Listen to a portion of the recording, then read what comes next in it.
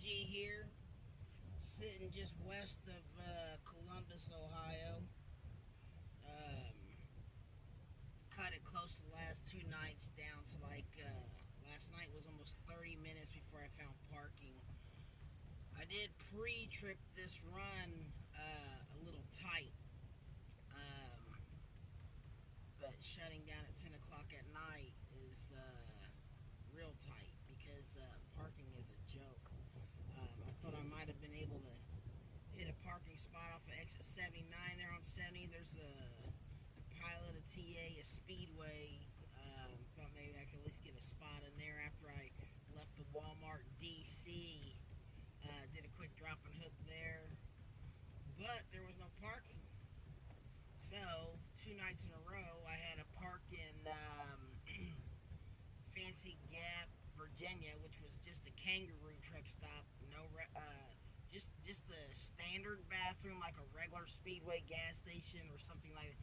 No showers, no food. So dinner the night before last was the nachos that you get in the bag, and then you can put the toppings on because they didn't even have no hot dogs or nothing. Same with this place where I'm at now. This is a fuel mart off of exit 66. You may be able to get 20 trucks or something out here. Hell, probably not even that many. But I got in here that they had nothing to eat. Huck's Pizza is probably 2 or 3 hours old. I did eat a slice. It actually wasn't too bad for gas station food. Not exactly what I had in mind. But anyway, so this is going to be a real quick video. Someone had asked me a question about Lone Mountain warranty. Well, it's only 50,000 miles for most of their used trucks. They do sell brand new trucks. The down payments, I think, are closer to $8,000 to $12,000 down. But the warranty is 50,000 miles and only covers anything that's in the oil bath as far as the motor. So you want to have your truck definitely looked at. Real good, have a dyno done and all that on it. Because say if you go down the road and an alternator goes out, I know if something happens within the first 48 or something, they'll fix it. But if something breaks after that, it's pretty much your pocket. So they're pretty much just covering the motor and the transmission for the first 50,000 miles. So my opinion is run hard and just try to put some money in your business account and build some capital if that's the way you're going to go, because it is 50,000 miles. And with Schneider, they only allow 6 or 7 fifth wheels on certain trucks. So when I got there, after I knew for a fact that I was going to Schneider, I took both copies of the bad fifth wheels and the good fifth wheels, and the very first thing I checked was the fifth wheel. And then obviously I went through the whole truck and everything, because if the fifth wheel ain't on point, then you can't even use it with Schneider. And then who wants to pay $3,000 or whatever the hell it costs to have a whole new fifth wheel put on? Also, I just woke up. I got 30 minutes to kill before my 10-hour DOT is up, so I can get out of here. Because the last couple nights I ain't been able to shower, and I'm headed straight to Naptown to park this mug and go to the house and get a shower in. I'm headed that way anyway. I'm going to Brookhaven, Missouri, to another Walmart DC. So anyway, not to get sidetracked. So with Lone Mountain, like I said, I ended up renting a car and driving to Omaha because they had a better fleet of trucks versus South Holland, which was the closest to me up in Illinois. And because they don't really have much of anything, they had a couple Peterbilts, but they was running pack car motors. I'm cool with that. Those have been problem child since they come out with them. I don't know about now, but I'm cool. Nightmare motor. But if they would have had the Cummins in them, maybe it'd have been a different consideration. But with the Volvos, they're really nice. I don't like the fact that their fifth wheels are stationary and they run super singles. Two bad things. I mean, you blow a super single on a loaded heavy down trailer, and the rim is trash. So you don't just buy a tire, an expensive low profile tire, but you're buying a damn rim too, and an aluminum expensive ass rim. So I've blown 2 or 3 for companies I work at, and the rim's trashed because there's no other tire to support that one wheel. Now, if you're empty, you may not destroy the rim if you get pulled over quick enough, but if you're loaded, game over.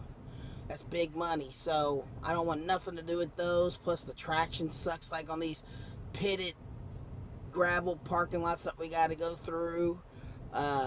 So anyway, I'm just not a huge fan. Yeah, they look cool, and they make the truck lighter just so they can load you up heavier, but I'm cool on the super singles. And another thing about the Volvos, the fifth wheels were stationary. You couldn't move them. They didn't have the slide access. So, and those was 2 things that pushed me away from them. But the design of the inside of them was nice. They had the booth with the 2 bench seats, so it looked like a restaurant booth. So that was kind of cool as far as sitting down and doing work. While you're on your load board or paperwork or whatever. And then I guess the table would push down and the mattresses would fold over like in an RV, and it would be your bed. But anyway, I think the down payment was a little bit more, between 5 or 6 on the used ones on those. And it, like I said, it depends on mileage.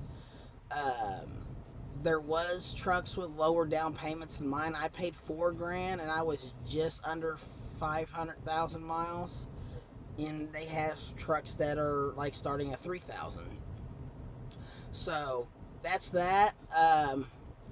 Shout out to Trucker Brad. I guess he's a Schneider driver. Must have seen me at the DC in Columbus. I don't know how, because it was so dark, but that's crazy. This is pretty wild. But anyway, I'm keeping this one short. I gotta go, man. I gotta get to the house, get a shower. This is a Fuel Mart, and it literally has nothing. 4 fuel pumps. I hope they got some damn good coffee, because I could really use a cup about now to wake the hell up. But everybody be careful out there. Keep it in between the lines, and keep it at smooth sailing. Because I've been running 77 since Sunday through the Apaches, and I'll tell you what, man, it's hard on your truck. A lot of people say, oh, it's the mountains, whatever. I went down with 13,000, that's sweet, but coming back with 40, man, it's hard on your truck, man. That turbo's constantly whining, and normally if you drive a company truck, you don't give a damn, but when it's your own truck, man, that thing starts running warmer and everything else, man. You just want your truck to last, because if anything happens to it, it's coming out of your pocket. Big G, man. Everyone have a good day. Man, it's Wednesday morning, about 8:45, and I'm getting ready to log on to this computer in about 12 minutes and do a pre-trip on this truck. Fly across this 70 to Naptown, get me a shower, and jump back in this thing and get down to Brookhaven, which I won't deliver until the 10th. I think it's almost like 800 something miles. So I always figure all my runs are 50 miles an hour, and it always works out. Sometimes I beat the schedule, but most of the time, like with the Apaches and traffic and construction, you always on point. You never go wrong doing trip plans at 50 mile an hour, and I'm a true believer of that, because every time I think, man, I may have like gave myself 2 hours extra, never works out that way. It's almost always on time. So just keep that in mind out there. And I'll say, I don't run under. I run the speed limit. Sometimes the hills take you a little bit over the speed limit, but that, and I'm still landing right on time, so it works out just perfect. Everybody have a good day, and I'll try to make another video when I can think of something. Have a good one. Let me switch this up just a little differently. I want to make sure all my listeners are hearing. Where's the other rappers? They must all be out with injury. This is way too easy. Show us any competition, please. Are y'all kidding me?